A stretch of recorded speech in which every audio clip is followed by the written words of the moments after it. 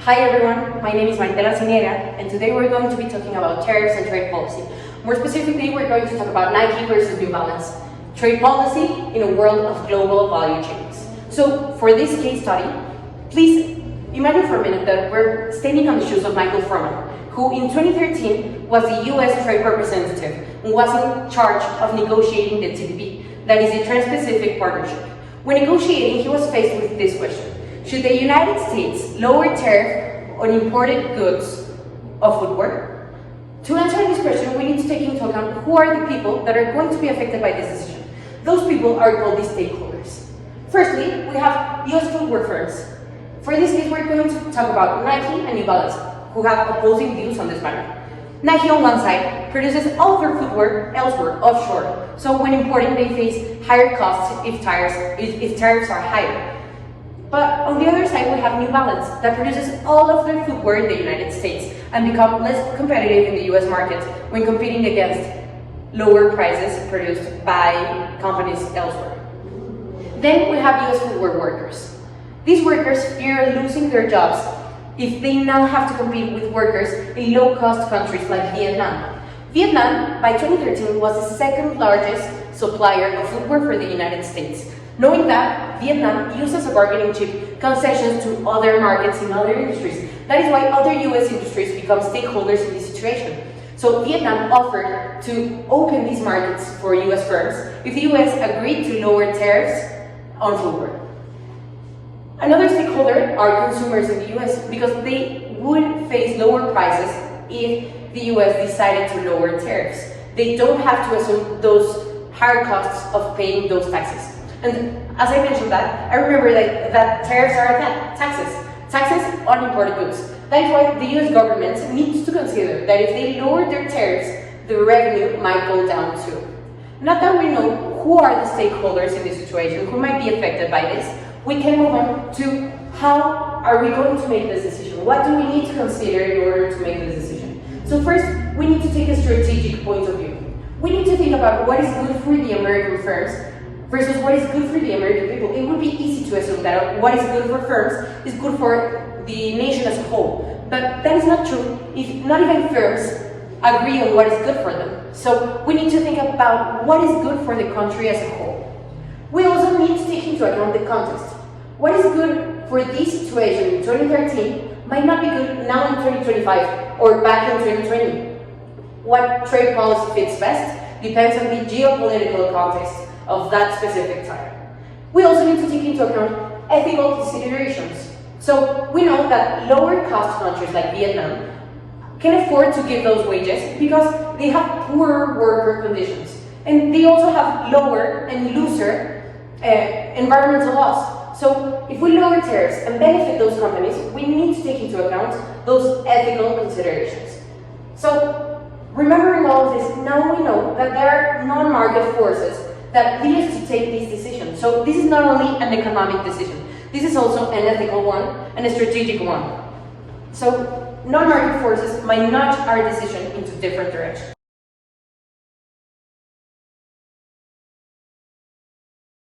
So what if we dig a little deeper on the question that we were talking about earlier?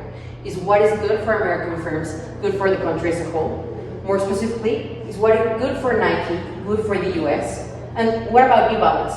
So when talking about Nike, we know that it is a company that is headquartered in the United States, but 40% of their manufacturing jobs are placed in Vietnam, and the rest of them are in different countries that are not the United States. But we also know that Nike does employ Americans, but they hire them for higher skilled jobs that are design, marketing, finance. So we see that Nike divides its value chain in two parts: high-skilled jobs that are in the United States and low-skilled jobs that are not. This is what we call a global value chain. So Nike argues that because they have a global value chain, lowering tariffs means more high-skilled jobs for the Americans. On the other side, we know about New Balance. New Balance has a local value chain. So we know that all of their manufacturing jobs are in the US, but the high-skilled jobs are in the US as well. All of these jobs are in the same country. That is what we call a local value chain. This is less cost effective because we know that wages and environmental laws are higher in the United States. So that is why lowering tariffs for New Balance would mean that they become less competitive because these foreign shoes, these foreign footwear become less expensive for the American people and for American firms as well. So the question that I want you to think about is, are higher skilled jobs more valuable for the US than lower skilled jobs? And is Nike right? Higher skilled jobs are better for the economy, or protecting manufacturing jobs in the US is important too? What do you think?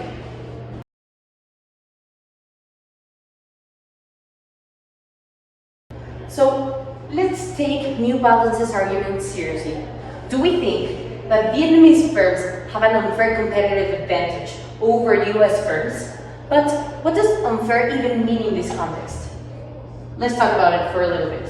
So for some people, fair trade just means free trade. And free trade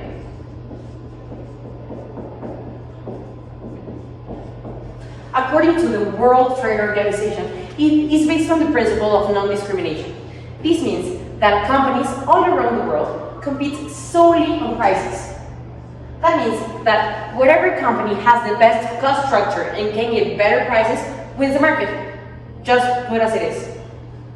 That would mean in every country that we would treat foreigners and locals equally and just choose where to buy or who to buy from based on the price that they offer us.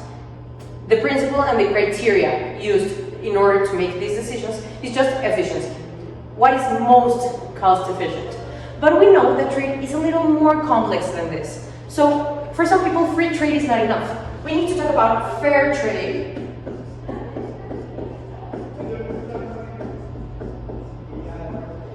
In a more complex way, in a more nuanced way.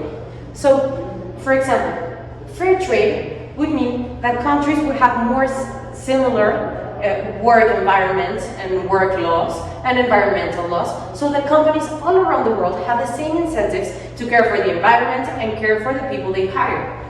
That would also mean that countries like Vietnam or China would not change prices artificially through subsidies. So what these countries do is that they have state-owned enterprises that are just state-owned firms that artificially put lower prices in order to attract more buyers and then leave competitors out. So fair trade would also limit these kind of subsidies. So the criteria used is not efficiency, it's ethical and social criteria that are not taken into account.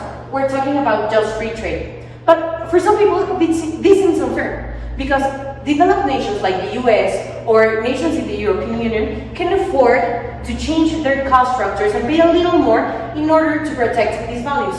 But some countries like Vietnam or Latin America or Africa cannot, because these are developing countries. So what do you think? Is fair trade, as we're talking about it, important? Or is free trade more important, taking into consideration that the structures that some countries like Vietnam have are just stages in their path to development?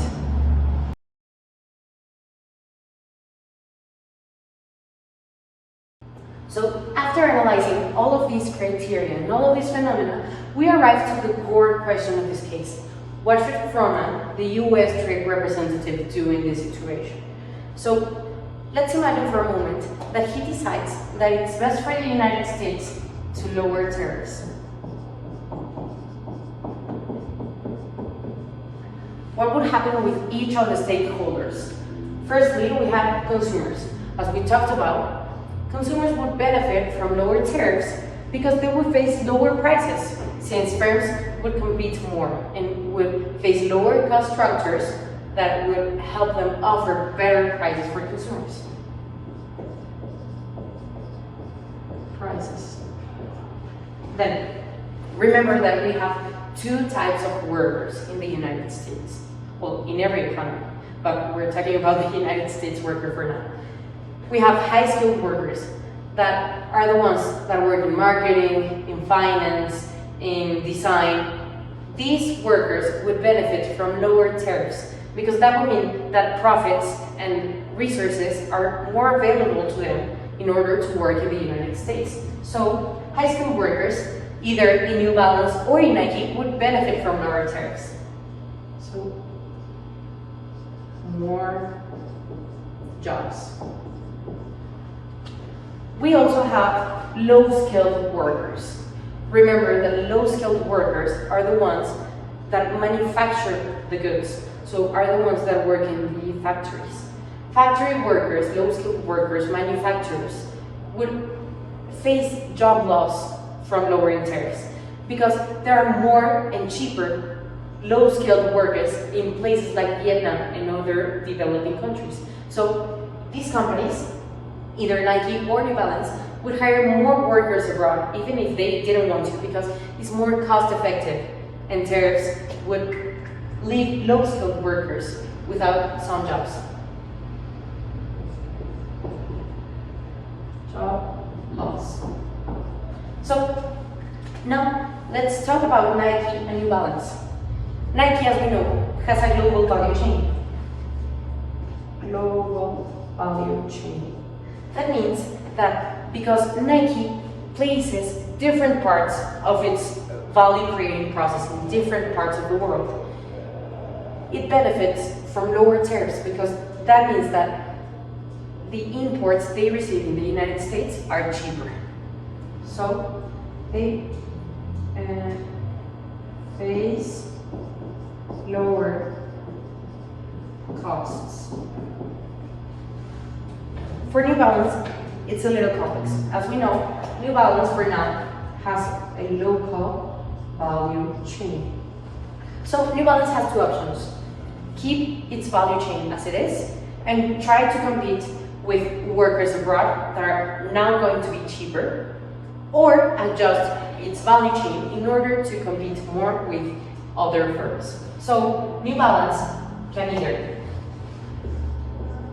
adopt a global value chain as well, or become less competitive. If it stays with its local value chain.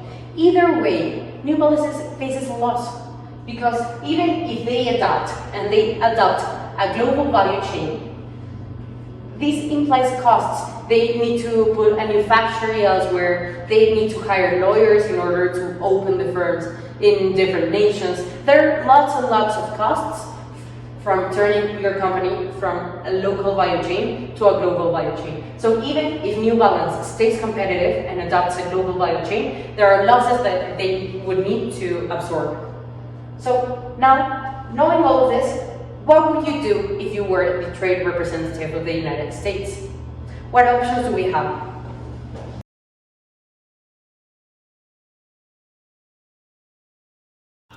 So, in general, these are the most important themes to consider when talking about this case of New Balance and Nike in the context of trade policy and global value chains. So, what would you do if you were Michael Froman? Would you overall reduce tariffs, or could you maybe reduce tariffs conditionally if you make Vietnam promise to improve their environmental laws or their worker conditions? Would you maybe use subsidies to benefit companies like New Balance that might get losses from this policy? Would you use tariffs as a bargaining chip in order to obtain open access to markets, such as Vietnam was promising in the beginning?